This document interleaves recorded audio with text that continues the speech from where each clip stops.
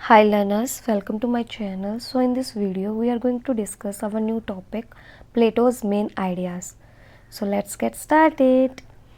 Ancient Greek time में rhetoric and philosophy के to main schools होते थे जिसमें ग्रीक मैन को ट्रेंड किया जाता था। रेटोरिक पोइसिस को स्टडी करते थे जिसको आज के टाइम में लिटरेरी थ्योरी और क्रिटिसिज्म बोलते हैं। प्लेटो ने कुछ टर्म्स यूज़ की थी like poiesis, mimesis and diegesis. Firstly we will discuss these terms. What is poiesis? Poiesis का मतलब है to make. It is related to the word poetry and poet.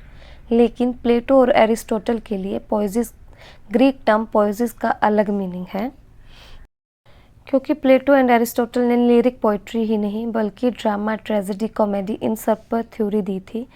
तो रिजल्ट हार्लैंड ने सजेस्ट किया कि यहाँ ग्रीक पोइसिस के लिए जो सही टर्म है लिटरेरी थ्योरी क्रिटिसिज्म है। आज के टाइम में जिसे हम लिटरेरी थ्योरी और क्रिटिसिज्म बोलते हैं वो ग्रीक टर्म पोइसिस है। मिमेसिस एंशिएंट ग्रीक टर्म जिसका मतलब इमिटेट यानी कॉपी है और ये वर्ड इमिटेटर यानी एक्टर से आया है। डाइजेसिस का मतलब यहाँ प्लॉट और नरेटिव है। Diegesis is the telling of a story by a narrator. Plato ने मिमेसिस और डाइजेसिस में डिफरेंस भी बताया है। वो कहते हैं मिमेसिस और डाइजेसिस दोनों ही स्टोरी को रिप्रेजेंट करने के तरीके हैं, बट मिमेसिस में स्टोरी नरेट नहीं की जाती, एक्ट की जाती है, जबकि स्टोरी डाइजेसिस में स्टोरी नरेट की जाती है। वो कहते हैं मिमेसिस शो है तो डाइजेसिस टेल है। फिल्म्स और टीवी स्टोरीज मिमेसिस हैं क्योंकि यहाँ पर एक्टर एक्ट करते हैं, और नॉवेल्स है वो परफेक्ट एग्जाम्पल है डाइजेसिस का जिसमें स्टोरी नरेट की जाती है। मिमेसिस में करेक्टर डायरेक्टली बोलता है जबकि डाइजेसिस में स्टोरी टेलिंग की तरह होता है।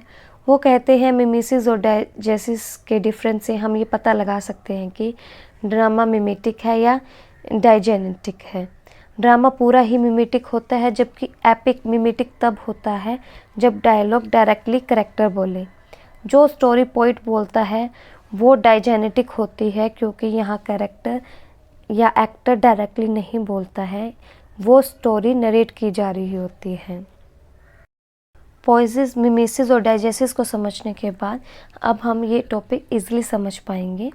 प्लेटो के लिए पोइसिस एक मिमेसिस था। प्लेटो मानते थे कि मिमेसिस मीन्स एक्टर ऑडियंस को इमेजिनरी वर्ल्ड में बिलीव करने के लिए एनकरेज करते हैं, जबकि डाइजेसिस में ऐसा कुछ नहीं होता। वो नहीं एक्सपेक्ट करते कि लिसनर्स वो सब चीज़ें एक्सपीरियंस करें जो उनके सामने हो रही हैं। प्लेटो का मतलब है कि ड्रामा और एपिक में पोइट जो भी एक्सपीरियंस करता है उसको रिक्रिएट करता है। ऑडियंस उस रिक्रिएटेड एक्सपीरियंस को देखती है, उन्हें वास्तव में उस एक्सपीरियंस के थ्रू जीने के लिए एनकरेज किया जाता है। उनको ऐसे दिखाया जाता है कि जैसे ये सब कुछ सच में हो रहा है, वो उसी एक्सपीरियंस में जी रहे होते हैं। प्लेटो मिमेसिस यानी इमिटेशन को और ड्रामेटाइज डायलॉग को और पोइट्री को पसंद नहीं करते थे, वो इनके खिलाफ थे। मिमेसिस वो इसलिए पसंद नहीं करते थे क्योंकि वो रियलिटी में विश्वास रखते थे। उनका मानना था कि जो भी पोइट शो करे वो ट्रूथ और रियलिटी शो करे। वो मानते थे कि इमिटेटिव पोइट्री हमें रियलिटी से दूर रखती है, ट्रू नॉलेज प्रोवाइड नहीं करती है। वो ड्रामेटाइज डायलॉग को इसलिए पसंद नहीं करते थे क्योंकि वो मानते थे कि इस तरह के ड्रामेटाइजेशन लोगों को अपनी लाइफ जीने के लिए एनकरेज नहीं करती बल्कि दूसरों की तरह जीने के लिए एनकरेज करती है, और जो कि डेंजरस है। प्लेटो पीपल को वार्न करते हैं कि एपिंग रोल को ब्लाइंडली फॉलो ना करें, ये डेंजरस हो सकते हैं। वो डरते हैं कि इमिटेशन का इन्फ्लुएंस इतना ज़्यादा होता है कि वो माइंड को टेक ओवर कर लेता है। वो कहते हैं प्लेज में कोई ऐसा सीन आता है जिसको देखने से हम दुखी हो जाते हैं, वो सही नहीं है। वो कहते हैं चाहे वो दुख, जिसे हम कैथारसिस भी बोलते हैं, वो टेम्परेरी है,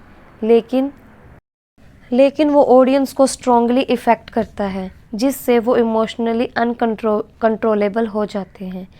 इसलिए प्लेटो प्लेज में जो सीन देखने से दुख होता है उन आइडियाज़ को रिजेक्ट करते हैं, मतलब कि कैथारसिस को रिजेक्ट करते हैं। कैथारसिस का मतलब यहाँ है जब भी हम कोई मूवी में सैड सीन देखते हैं तो हम भी सैड हो जाते हैं, हम भी वही महसूस कर रहे होते हैं जो फिल्म में दिखाया जा रहा होता है। उस फीलिंग को, उस इमोशंस को हम कैथारसिस कहते हैं। प्लेटो पोइट्री को डिसलाइक करते हैं। वो कहते हैं कि poetry is not philosophical, moral and pragmatic. Plato poetry को इन्फीरियर बताते हैं। According to Plato, poetry was the imitation of an imitation. Plato की रिपब्लिक की 10th बुक में उन्होंने कारपेंटर और चेयर का एग्जाम्पल लिया है। वो कहते हैं चेयर का आइडिया सबसे पहले कारपेंटर के माइंड में आया, अब कारपेंटर ने अपने आइडिया को फिजिकल शेप दी और उसे चेयर बना दिया। अब पेंटर कारपेंटर की चेयर को इमिटेट करके उसकी पिक्चर बनाएगा। कारपेंटर के माइंड में आया कि उन्होंने एक चेयर बनानी है, फिर उन्होंने उसको फिज़िकल शेप दे दी, उन्होंने रियल चेयर बना दी। तो यहाँ क्या हुआ, reality remove for one time. फिर उसी रियल चेयर को पेंटर ने क्या किया, उसकी पिक्चर बना दी। यहाँ पे क्या हुआ, अब रियलिटी फिर से क्या होगी, रिमूव होगी। इस तरह से पेंटर की चेयर रियलिटी से 2 बार अलग हुई है। इसलिए प्लेटो ने फ़िलोसफी को पोइट्री से सुपीरियर माना है। फ़िलोसफी आइडियाज़ से डील करती है और जबकि पोइट्री हमें रियलिटी से दूर रखती है। सो आज हमने प्लेटो के व्यूज़ को डिस्कस किया। In next video we will discuss Aristotle's view. That's all for today. Thanks for watching the video. I really hope you liked my video. For more videos, like, subscribe and share. Bye bye.